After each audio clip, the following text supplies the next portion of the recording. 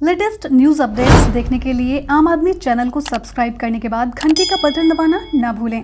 आपको वीडियो कैसा लगा ये कमेंट में हमें जरूर बताएं। विदा लाड़ो विदा निर्भया। तुम्हें कभी देखा नहीं गुड़िया, तुमसे कभी मिला नहीं लाड़ो। हाथरस में मानवता को शर्मसार कर देने वाली घटना पर आक्रोश व्यक्त करते हुए डॉक्टर कुमार विश्वास ने ये कविता अपने फेसबुक पेज पर शेयर की है। उन्होंने अपने पोस्ट में लिखा है कि कहते हैं गिलहरी के बदन पर दिखाई देने वाली धारियां करुणा अवतार मर्यादा पुरुषोत्तम श्री राम के पावन व स्नेहिल स्पर्श का जीवंत परिणाम है। एक गिलहरी के प्रति मनुष्यता के सबसे बड़े प्रतिमान की सजग और जीवंत संवेदना का सनातन प्रमाण है। और आज हमारी काबिलाई सोच ने एक ऐसा समय उपस्थित किया है कि हमारे समय की इन छोटी छोटी नन्ही मासूम गिलहरियों की धारियों में क्रूरतापूर्ण पाशविकता की हर अनकही बर्बरता हम देखने और सुनने के लिए विवश हैं। मन तो नहीं करता कि कोई राजनीतिक टिप्पणी करूं, देश में नहीं चाहता कि हम जैसे लोग राजनीति में दिखाई भी दें। चलो ठीक है, जैसा आप सब चाहो। आप सबको आपके ये व्यभिचारी, भ्रष्टाचारी, वंशवादी, जातिवादी, धार्मिक उन्मादी नमूने मुबारक। हम तो अपने पढ़ने लिखने के काम में हाशिए पर होकर भी तुम्हारे काम की मुख्य धारा से तो ज्यादा ही प्रासंगिक हैं और खुद से बहुत खुश भी हैं। पर कई बार सियासत की बेशर्मी का पानी सर के इतने ऊपर चला जाता है कि मोहब्बत के कहन वाली आंखें भी लहू टपकाने की राह ढूंढने लगती हैं। और तुम्हारी खुद की थपकियों में गड़ रही तुम्हारी अपनी दुनिया की छोटी छोटी सी घटत बढ़त में कभी वक्त लाया ही नहीं हमें आमने सामने।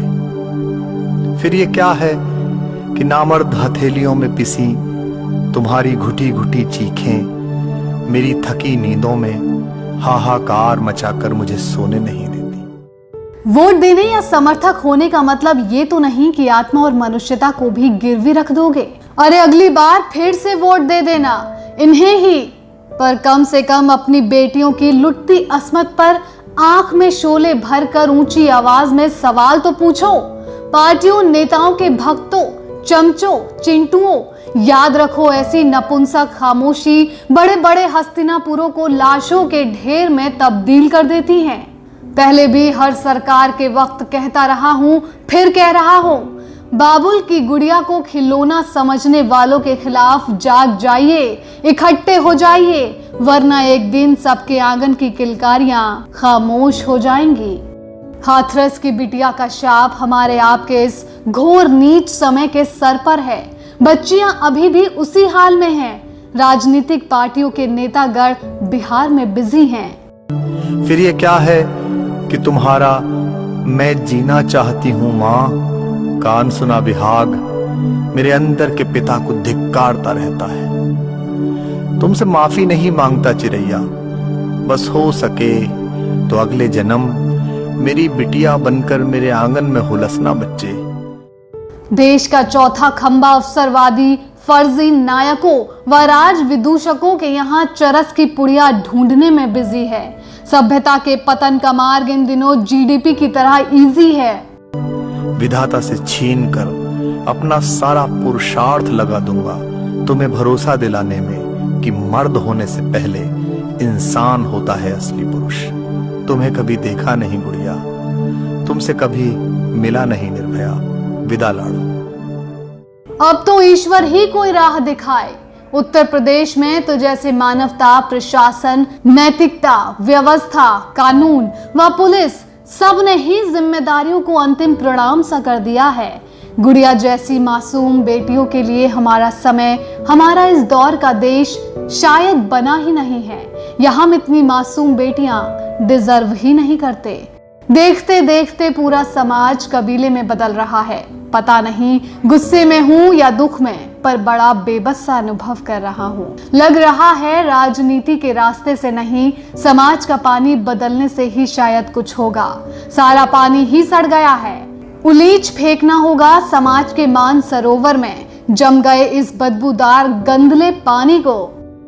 तुमसे कभी मिला नहीं लाड़ो, मेरी अपनी दुनिया की अनोखी उलझनों में और तुम्हारी खुद की थपकियों में गड़ रही तुम्हारी अपनी दुनिया की छोटी छोटी सी घटत बढ़त में कभी वक्त लाया ही नहीं हमें आमने सामने। फिर ये क्या है कि नामर्द हथेलियों में पिसी तुम्हारी घुटी घुटी चीखें मेरी थकी नींदों में हाहाकार मचाकर मुझे सोने नहीं देती। फिर ये क्या है कि तुम्हारा मैं जीना चाहती हूं मां कान सुना विहाग मेरे अंदर के पिता को धिक्कारता रहता है। तुमसे माफी नहीं मांगता चिरैया, बस हो सके तो अगले जन्म मेरी बिटिया बनकर मेरे आंगन में हुलसना बच्चे, विधाता से छीन कर अपना सारा पुरुषार्थ लगा दूंगा तुम्हें भरोसा दिलाने में कि मर्द होने से पहले